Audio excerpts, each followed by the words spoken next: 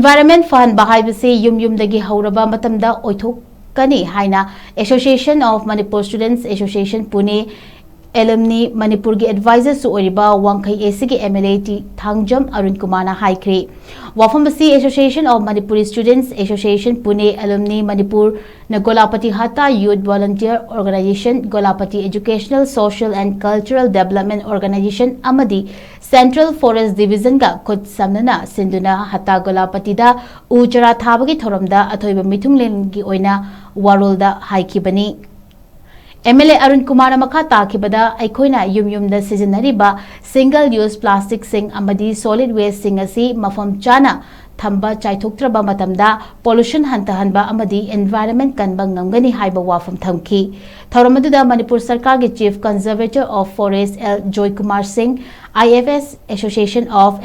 MSAP Alumni Manipur gi President Professor Dr. TH Asa Sinha Central Circle Conservator of Forest RK Amarjit Singh, Central Forest Division के Divisional Forest Officer Bikram Suresh Nadhe, IFS Shu Athoiba Mithungnen Singh Oina Sarukyaki. हम चाना कोई थम्मों दरकार है मरुंदी मधुन होंदो कांदा environment मांगा लगपा दुगा कोई बद मोड़ लगपा मधुन फक्त बके आम थोड़ा कांदा कोई हक्सांग दा करी हनी लेना तिना थोड़ कोई आवगे तो मैं आमना कुदों तिनी गाय मैं आम लई अभी कोई ना होगी environment पानी गया चाहे यम दगी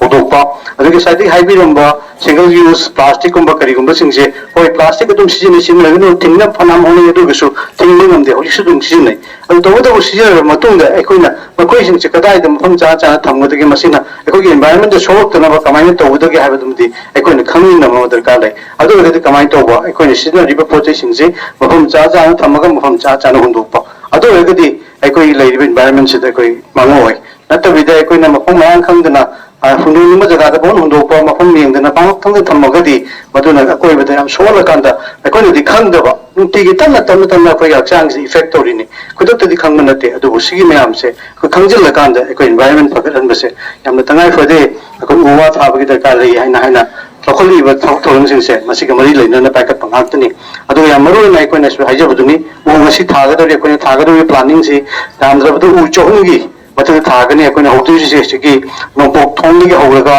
के लास्ट की मेनू थोंगी थोंग मचिन भोंने कोई थाजगदुरी से उसे मसे हम लिनियर है हाइना मिंथोलिसी मरम सु करिगिन हाय कांदा सुमाइना अतो जगह तो उ थाबा मयाम म लई अदु सुमाइना याम परिंग लाइना थाबा याबा उ जगह से सी मफम सिने से हम लाइबो फबने कोई हना कांदा कोलापति के ओइनाति करिगिन मसे थारकदो उ से साम सांग थारगनी अदु याम फजबा सक्तम ममसु एकनी फजबा तंग मसिदगी काना मयाम म संगनी नसे कोई थागदुबा उवा सिंसे अतुके मते कोई मियोबगा काना गदो बतु मंगातनी ngasi खंगल कांदा अदुगा करिगिन हाय कांदा कोई नेचुरल कैलामिटी करि कला कांदा वांगखै केंद्र से हम तुनि सिंग चावबनी हारिबो ngasi उ थारिबो सिंसे उ सिंजिना फजन होगलागदी साइ लियाइ कायदिन खोइतना सिंग थुमि बिसु कोइ खरमक्ति फरहो ngमगदोइबनी अदु मसे कोइ ngasi थारिबो उसी कोइ हौनो होनबदा थाबा नतबा उ थाबसु दरकार लै अदु हेन मरु रेदी उ द होन बतुने अदुना कोइ ngasi दाइट लोबिरगा मम थाबिरम सिंसे याम section यंजन बिरगा kai dis lai biriba club ki volunteers sing